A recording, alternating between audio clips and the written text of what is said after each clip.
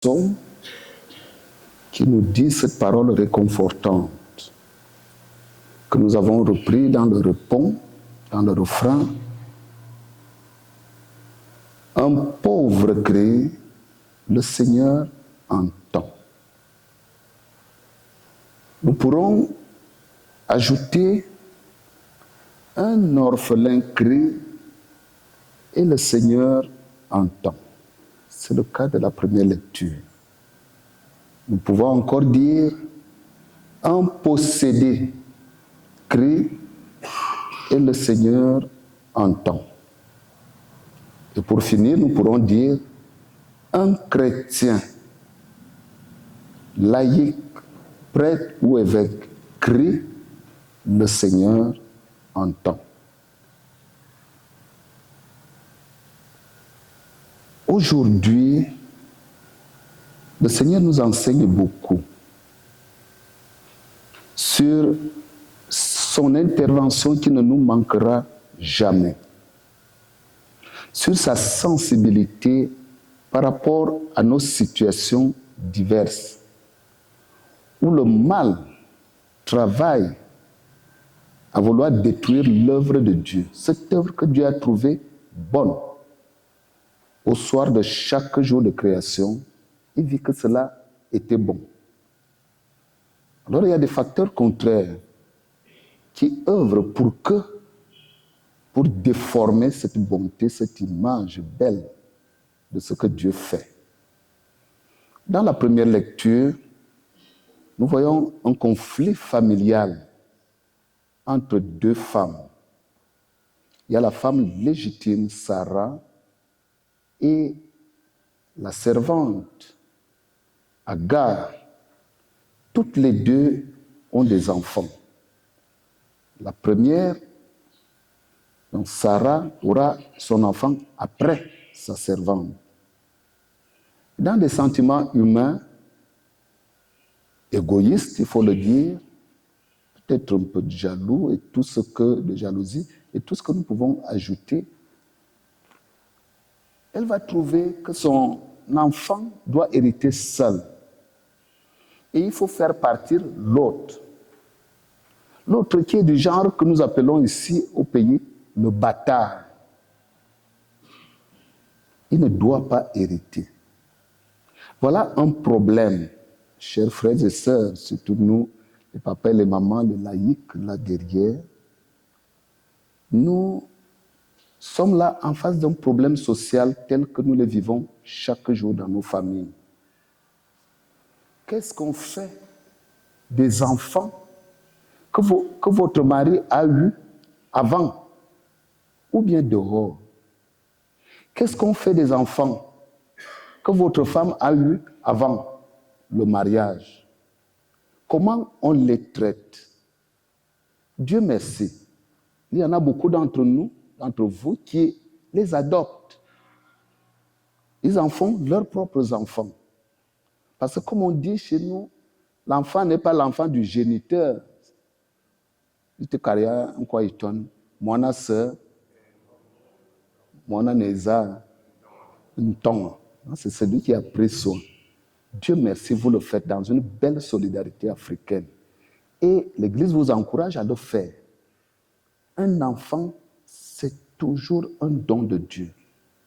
Mais malheureusement, il y a aussi des moments où nos cœurs s'endurcissent et où l'égoïsme prend le pas. Oui, on a des maisons, des voitures, des terrains. Seuls mes enfants, soi-disant des légitimes, doivent en avoir l'usufruit. Les autres là, qui ne sont pas de notre sang, qui ne sont pas de notre famille, alors ils ne sont pas d'ici. On a tous ces noms dégradants pour dire. Donc, parfois on a pris le mot français, beau bâtard. Alors on les met dehors.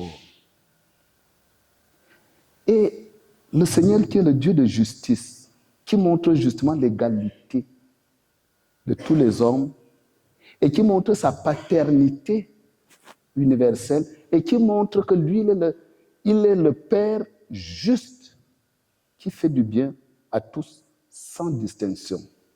Qui montre que pour lui, il n'y a pas de légitime, il n'y a pas de bâtard, il n'y a pas d'adopté, il n'y a pas de ceci. D'ailleurs, des deux catégories, des légitimes et des non, voilà. Le Fils de Dieu a choisi d'être parmi les adoptés. Donc, Joseph sera son père adoptif. Donc, Jésus est, entre guillemets, si vous appelez quelqu'un bâtard, alors vous insultez Jésus, que c'est un bâtard. Alors, Dieu prend le côté des bâtards.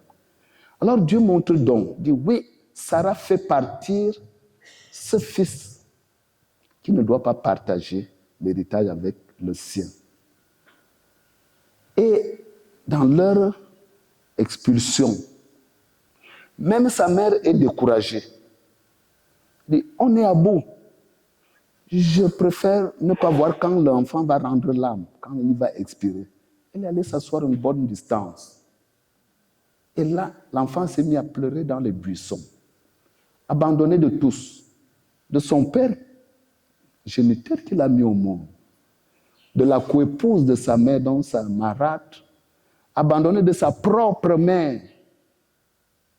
Mais il y a un seul qui ne l'a pas abandonné. Et quand il a crié, tout le monde était sourd à ses appels, mais ces appels, ces petits cris-là, sont arrivés devant le Seigneur. Les cris des orphelins, les cris des abandonnés, les cris des bâtards, les cris des illégitimes arrivent à Dieu. Et quand un pauvre crie, et quand un orphelin crie, Dieu entend. Et quand on dit Dieu entend, la langue de Jésus a cette façon de dire, alors entendre et exaucer, remédier à la situation, c'est le même mot. Donc Dieu ne fait pas que entendre, il se mobilise et il apporte la solution. Donc il exauce. C'est pour cela qu'on dit souvent, Seigneur, écoute-nous, Seigneur, exauce-nous, parce qu'il fait les deux en même temps. Alors le secret parvenu au Seigneur, le Seigneur dépêche le meilleur de ses milices, les anges. Il vient dire à Agar, reprends courage, reprends l'enfant, parce que le Seigneur a déjà disposé des choses pour lui. Il en fera aussi une grande nation. Donc le Seigneur rétablit l'équilibre. Isaac, fils légitime qui est resté, sera une grande nation. Et Ismaël sera aussi une grande nation. Voilà comment Dieu, comme disait Saint Pierre, qui ne fait exception de personne. Dieu ne fait pas de différence. Sous son regard, nous sommes tous pareils. Alors de l'un, il fait une grande nation, de l'autre, il fait une grande nation. Et ça a donné ce qu'on appelle aujourd'hui les Juifs, descendants d'Isaac, et les Arabes, descendants d'Ismaël. Deux grandes nations. Voilà ce que le Seigneur fait dans sa bonté. Ça veut dire, quand nous entendons ces paroles, parce qu'il y a une chose est d'entendre, une autre est maintenant, comment concrètement on vit et on applique ça. Demain, il y a des gens qu'on a déjà traités de bâtards, qu'on a chassés, qu'on ne veut plus voir. Mais Dieu demain, comme il y a de belles expressions françaises, le Cameroun est en train de refaire le français. Il dit, un jour, Dieu va le repérer. Dieu, voilà, Dieu l'a repéré. Et il chante souvent, je ne suis plus ici, Dieu a changé mon adresse. Quand Dieu va changer son adresse, il va partir d'Okola, Dieu va le transférer à Yaoundé ou à Douala, il devient un grand monsieur. Parce que lui, il est tablé, il fait ça. Nous avons des cas nombreux où c'est arrivé. Celui qu'on a rejeté, il devient grand. Et là, nous revenons. Et à ce moment-là, on ne sait plus avoir honte. Et c'est là qu'on revient. Donc, Mwanouana ne va. Donc, Kangawala Tana. Donc, la seule chose que tu peux dire, c'est qu'il est né au village. C'est tout. Mais tu ne peux plus rien dire. Qu'est-ce que tu as fait en plus? Et là, tu viens donc, Ungaka alarme woman.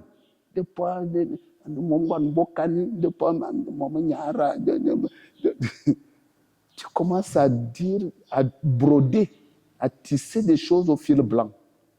Parce que Dieu a déjà entendu le cri et il a fait de lui une grande nation.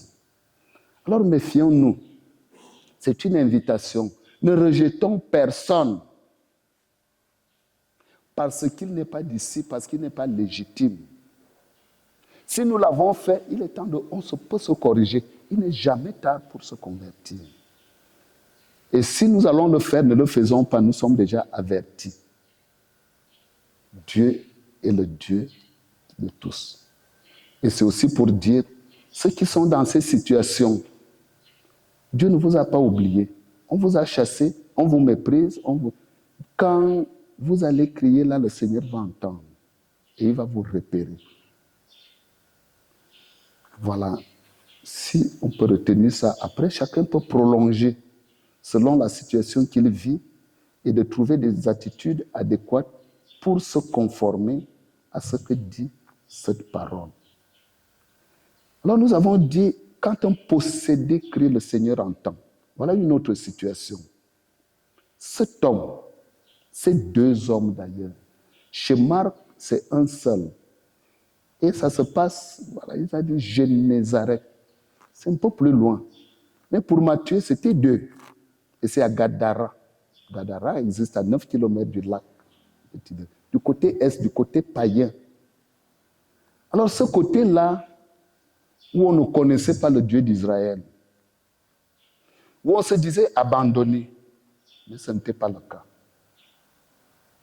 Alors ces hommes-là étaient extraits, sortis de l'affection de leurs proches, leur père, leur mère, leurs frères, leurs voisins, leurs amis. Tout le monde les avait abandonnés. Ils vivaient dans les tombes, dans le cimetière. Et le seul qui n'abandonne jamais, c'est celui qui va à la recherche de la brebis perdue. Jésus a dû sortir d'Israël, aller en territoire païen et aller récupérer ces deux personnes.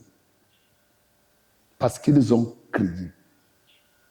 Et quand un pauvre crie, quand un possédé crie, le Seigneur l'entend. Et il est venu à son secours. Là, ce n'est plus des anges, c'est le Fils de Dieu en personne. Mieux que les anges. Alors, il les sort de cette situation.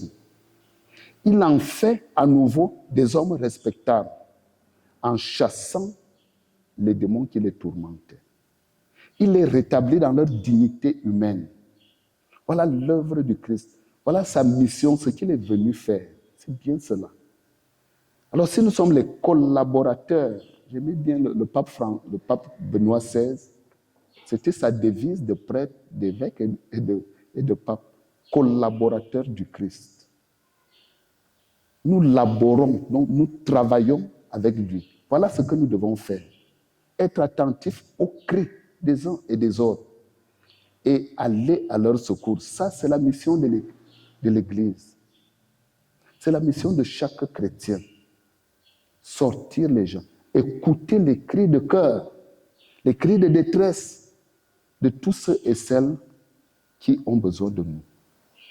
Et comme Jésus, sans distinction, Jésus ne s'est pas dit est-ce que c'est un juif? Est-ce qu'il est de quelle famille chez les juifs? Hein?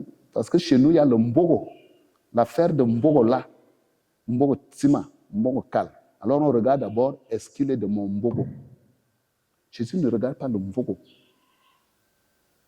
Il a seulement vu les deux hommes dans le besoin. Il les a aidés. Voilà notre mission.